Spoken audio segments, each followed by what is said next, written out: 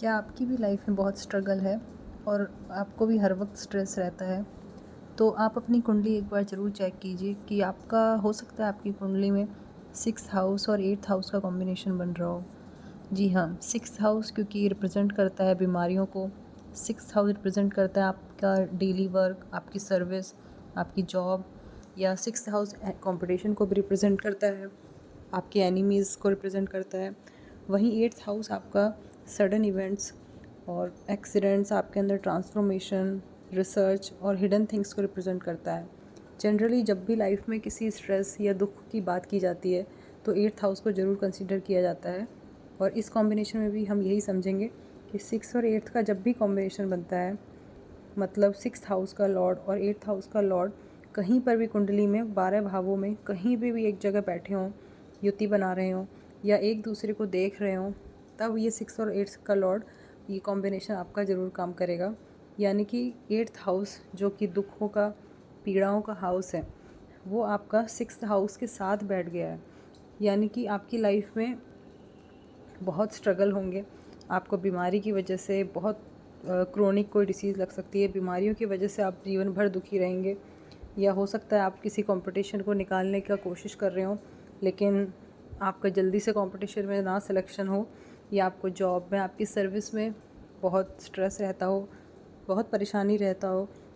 यानी कि आपके 6th हाउस से जुड़े हुए जो भी फील्ड हैं, उन सब में 8th हाउस का सिग्निफिकेंस आ जाएगा। आपके 6th हाउस के फैक्टर्स में 8th हाउस की पीड़ा, उसका दुख आ जाएगा कि आपको डेब्ट की वजह से, उधार की वजह से या आपके हिडन एनिमीज़ की वजह से आपको जीवन भर पीड़ा लगी रहे, या आप बीमारी से ही आप ठीक ही नहीं हो रहे हैं, आपको पूरा लॉन्ग लाइफ आपको ऐसी डिसीज़ लग गई है, कोई क्रोनिक डिसीज़ हो गई है जो ठीक ही नहीं हो रही है। इनकी वजह से आपको जीवन भर हो सकता है तनाव का सामना करना पड़े, क्योंकि 8th हाउस आपकी लाइफ में ट्रांसफॉर्मेशन और सडन इवेंट्स, एक्सीडेंट्स को दिखाता है। तो जब भी ये दोनों के लॉर्ड एक साथ बैठे होंगे कुंडली में, तो आपके अंदर आप एक टाइम के बाद स्ट्रॉन्ग हो जाएंगे। एक्चुअली लगातार आप सालों तक जब ये हार्डशिप फेस करेंगे, तो एक आपके अंदर एबिलिटी हो जाएगी कि आप ओवरकम कर जाएं अपनी उस बीमारी से, उन सब डिफ़िकल्टीज़ से, क्योंकि लंबे टाइम तक तो स्ट्रगल रहने ही वाला है। ये तो डेफिनेटली ट्रू है कि 6 और 8 का कॉम्बिनेशन जब भी रहेगा आपकी कुंडली में, तो आपको कोई ना कोई फैक्टर की वजह से, ऐसा नहीं है 6th हाउस के सारे ही फैक्टर आपकी कुंडली में काम करें, लेकिन कोई ना कोई आपका फैक्टर, चाहे जॉब से रिलेटेड हो या किसी डिसीज़ या डेब्ट आपकी, या हो सकता है किसी एनिमीज़ की वजह से आपको लाइफ भर दुखी रहना पड़ सकता है। लेकिन एक पॉइंट ऐसा ज़रूर आएगा कि आपको उस 8th हाउस का भी आपको जो पॉजिटिव एडवांटेज होता है, जो बिगेस्ट एडवांटेज है 8th हाउस का, वो है आप ट्रांसफॉर्मेशन। यही चीज़ आपको ट्रांसफॉर्म भी कर देगी।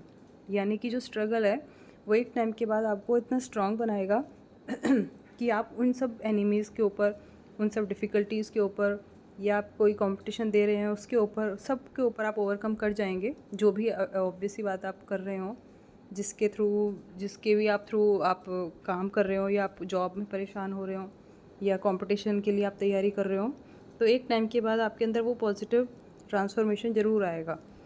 पर्सन अपने आप स्ट्रॉन्ग बन जाएगा। इतनी हार्डशिप फेस करने के बाद सक्सेस आपको डेफिनेटली मिलेगी, अगर आपका कॉम्बिनेशन अच्छे राशि में हो रहा हो।